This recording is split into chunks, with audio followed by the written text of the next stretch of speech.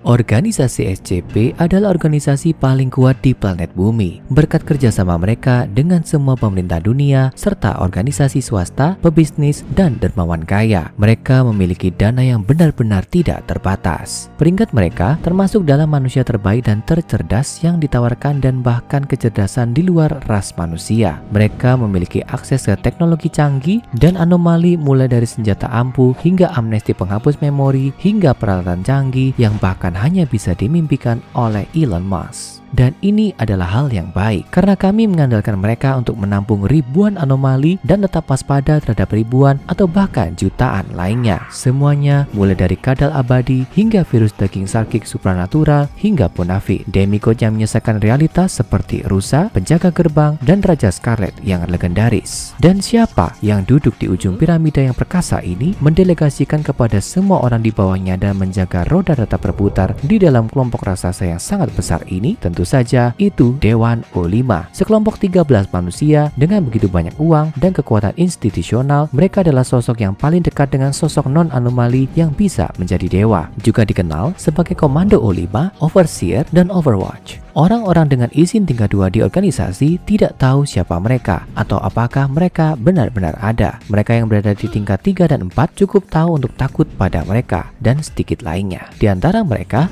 tahu setiap rahasia yang disimpan oleh organisasi yang dikenal sangat rahasia. Mereka adalah laba-laba lapar di pusat jaringan monster, sihir, pengkhianatan, dan spionase yang memperhatikan bahkan getaran terkecil pada benang sutra mereka. Tidak ada informasi tentang Dewan O5 yang simpel atau langsung. Dari informasi di luar sana tentang mereka, benar-benar tidak ada cara untuk mengetahui seberapa banyak informasi salah yang sengaja diletakkan di sana untuk melindungi rahasia mereka. Dikatakan bahwa mereka menggunakan lapisan nama samaran yang kompleks dan tubuh pengganti. Ada yang mengatakan bahwa setiap nomor di dewan sebenarnya mewakili beberapa orang yang berbeda menggunakan gelar. Ada yang mengatakan jumlah anggota jauh lebih sedikit daripada 13 dan ini hanyalah serangkaian tabir asap untuk menghindari deteksi. Beberapa bahkan mengatakan untuk menghindari penangkapan atau pembunuhan total, setidaknya satu anggota tetap berada di stasiun luar angkasa yang mengorbit bumi setiap saat. Hari ini kami akan memberitahumu apa yang kami ketahui. Mungkin itu benar, mungkin juga tidak. Tapi seperti semua hal tentang Dewan O5, itu pasti akan menarik. Kita akan melihat peran dewan di organisasi, jenis staf, dan gugus tugas taktis yang bekerja di sekitar mereka, dan beberapa teori yang tersebar dan sering bertentangan tentang identitas masing-masing dari 13 anggota organisasi eksklusif komplotan rahasia ini. Kami harap kamu juga memiliki izin tingkat 5 atau kita berdua mungkin tidak akan mencapai akhir video. Ini adalah Dewan O5, organisasi SCP. Seperti banyak organisasi rahasia, organisasi berusaha keras untuk memastikan pengetahuan terlarang mereka tetap rahasia. Itu sebabnya peneliti junior tingkat rendah, penjaga, dan staf kebersihan tidak mengetahui di mana semua mayat dikuburkan, baik secara harfiah maupun metaforis. Organisasi memiliki 5 izin tingkat keamanan, dan Dewan O5 dan staf pilihan mereka adalah satu-satunya yang berada di tingkat keamanan 5 yang juga dikenal sebagai izin Tomil. Anggota Dewan O5 juga dianggap sebagai staf organisasi tingkat A, yang berarti mereka memiliki nilai penting bagi operasional organisasi. Dengan demikian, mereka tidak diizinkan untuk berinteraksi dengan anomali apapun karena takut pada korupsi, perubahan, atau kematian. Meskipun tentu saja mengingat mereka adalah orang paling kuat di dunia, mereka tidak selalu mengikuti aturan mereka sendiri dalam hal ini. Dalam keadaan darurat, evakuasi dan transportasi mereka ke zona aman yang ditentukan menjadi prioritas utama bagi semua bawahan organisasi. Mereka jarang, kalaupun pernah, lebih memilih berinteraksi dengan sebagian besar organisasi menggunakan jaringan pengirim pesan dan perantara yang luas untuk tujuan keamanan. Sama seperti Mahkamah Agung Amerika, menjadi anggota Dewan O5 seharusnya menjadi penunjukan seumur hidup dan kematian, dan atau penggantian anggota Dewan O5 dianggap sebagai peristiwa yang benar-benar luar biasa. Kadang-kadang ada desas-desus tentang anggota O5 yang melakukan gerakan kekuasaan dan membunuh rekan mereka sendiri untuk mengkonsolidasikan kontrol. Jenis peristiwa ini dianggap sebagai nasib akhir dari ayah Dr. Jack Bright yang konon naik ke posisi O5 dengan harapan membebaskan putrinya yang anomali dari penahanan. Rumor mengatakan bahwa dia dibunuh oleh sesama anggota dewan dan diganti karena masalahnya. Meskipun Dewan O5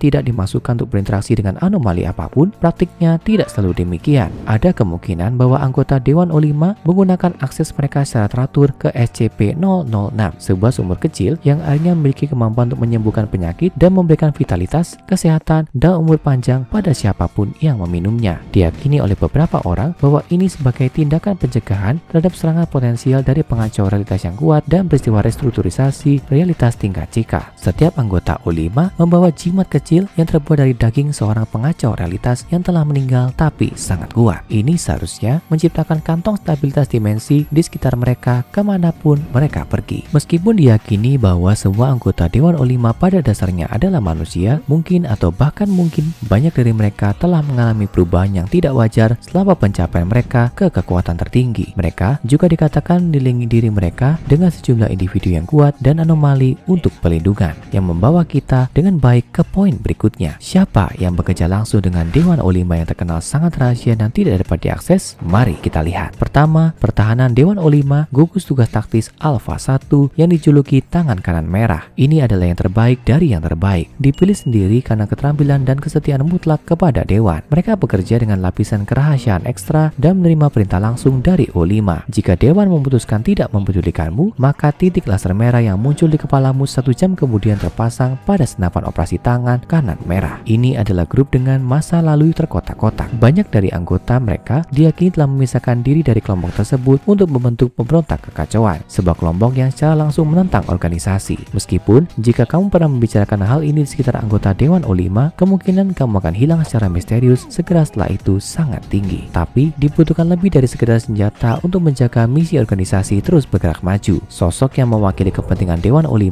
di pentas dunia ini hanya dikenal sebagai administrator. Sosok misterius eksentrik dan kemungkinan anomali ini adalah corong kuat Dewan, dan itu adalah peran yang telah dipegang oleh sejumlah orang sejak organisasi pertama kali didirikan. Staf lain yang ditugaskan untuk Dewan O5 kadang-kadang disebut sebagai faktotum, dan ini adalah beberapa dari satu-satunya orang di luar Dewan O5 yang kadang-kadang diberikan izin tingkat 5. Pengawal dan asisten pribadi ini seringkali sangat kuat, baik dalam arti bahwa mereka memiliki banyak kekuatan institusional dan bahwa mereka sendiri sering menjadi anomali yang kuat. Bagaimanapun, jangan berharap sembarang orang terpilih untuk posisi ini. Hanya yang terbaik yang bisa bekerja di dekat Dewan O5. Jadi, ini memberi kita sebuah pertanyaan besar. Siapa sebenarnya Dewan O5? Jawaban singkatnya adalah kita tidak tahu pasti. Dan informasi yang kita miliki tentang 13 orang paling berkuasa di dunia seringkali kontradiktif dan aneh. Pertama, kami memiliki O5-1 yang sering dianggap paling kuat dari seluruh Dewan. Banyak yang percaya bahwa O5-1 adalah salah satu peninggalan okultisme dari organisasi anggota yang pertama kali mendirikan organisasi. Dan jika itu benar, O5-1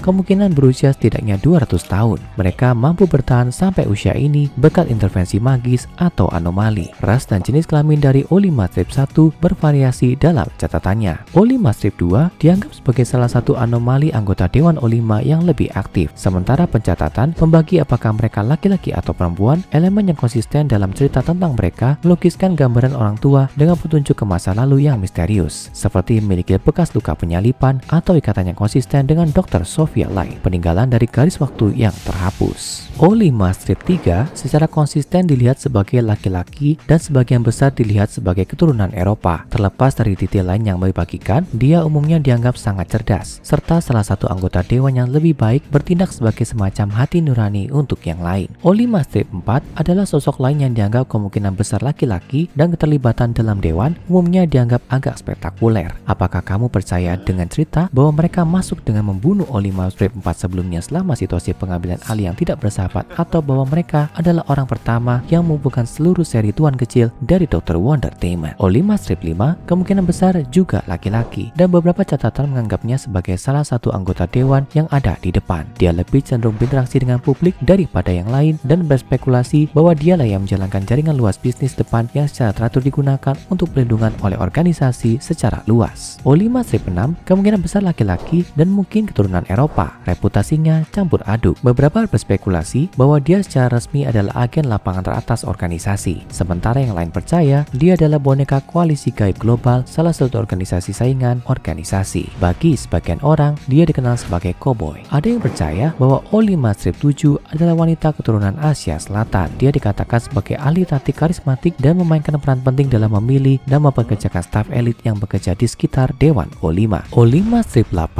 adalah salah satu sosok yang lebih misterius. Bahkan di antara Dewan O5 yang sudah sangat sangat tertutup. Beberapa berspekulasi bahwa dia mungkin telah dibunuh karena belum terlihat di depan umum untuk beberapa waktu. Meskipun ini mungkin hanya tipuan untuk menipu calon pengkhianat. O5-9 adalah sosok lain yang agak kontroversial di dalam Dewan. Beberapa percaya bahwa O5-9 adalah seorang wanita yang disewa untuk bergabung dengan Dewan langsung dari sektor publik setelah sebuah skandal. Yang lain percaya bahwa O5-9 hanyalah gelar informal untuk siapapun yang bertindak sebagai kepala badan intelijen organisasi. O5-10 secara umum diyakini memiliki pengalaman tempur yang luas dari satu bentuk atau lainnya. Beberapa menyebutnya sebagai sang pembunuh, wanita mantan pembunuh bayaran organisasi yang kemungkinan adalah pembunuh paling mahir yang masih hidup. Yang lain menyebut mereka veteran atau jenderal gila, mantan anggota tingkat tinggi militer Amerika. Beberapa pihak berspekulasi bahwa O5-11 adalah politisi tingkat tinggi yang ditempatkan oleh Dewan di Senat Amerika Serikat untuk mempertahankan kendali organisasi atas pertanyaan dan urusan politik. Yang lain percaya dia adalah birokrat Jepang berusia 80 tahun dengan masalah harga diri. Namun, rumor lain mengatakan bahwa orang ini sebenarnya adalah kepala petugas disinformasi organisasi. Jadi, mungkin kedua rumor ini hanya kebohongan yang dimaksudkan untuk membawa kita tersesat. O5-12 diyakini oleh banyak orang pernah menjadi Adam Bright, ayah dari peneliti organisasi terkenal dan anomali Dr. Jack Bright. Dia bekerja menuju Dewan untuk mencoba membebaskan putrinya sendiri SCP-321 dari penahanan dan dibunuh oleh sesama anggota Dewan dalam prosesnya. Atau O5-12 mungkin akuntan untuk Dewan Pengawas. Mungkin suatu hari kita akan tahu apakah O5-12 paling dikenal sebagai seorang yang naik ke peringkat organisasi paling kuat di dunia untuk menyelamatkan putrinya, atau jika dia hanya benar-benar menyukai spreadsheet. Apakah O5-13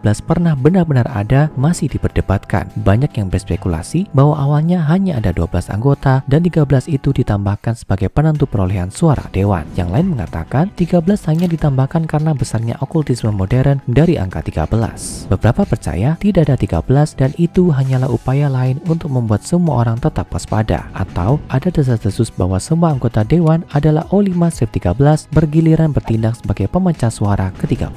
Apapun masalahnya dengan salah satu anggota kelompok tertentu, Dewan O5 adalah salah satu kelompok orang terkecil dan terpenting di dunia organisasi SCP. Merekalah yang berada di balik segalanya, mendengarkan setiap bisikan dan menarik setiap senar. Dan jika kamu tahu sesuatu tentang mereka, bahkan fakta yang baru saja kamu tonton di video ini, itu mungkin hanya karena mereka mengizinkannya. Sekarang, tonton SCP Pemberontak Kekacauan Terungkap dan SCP-001 Raja Scarlet untuk menjelajah lebih jauh ke dalam alam semesta organisasi SCP.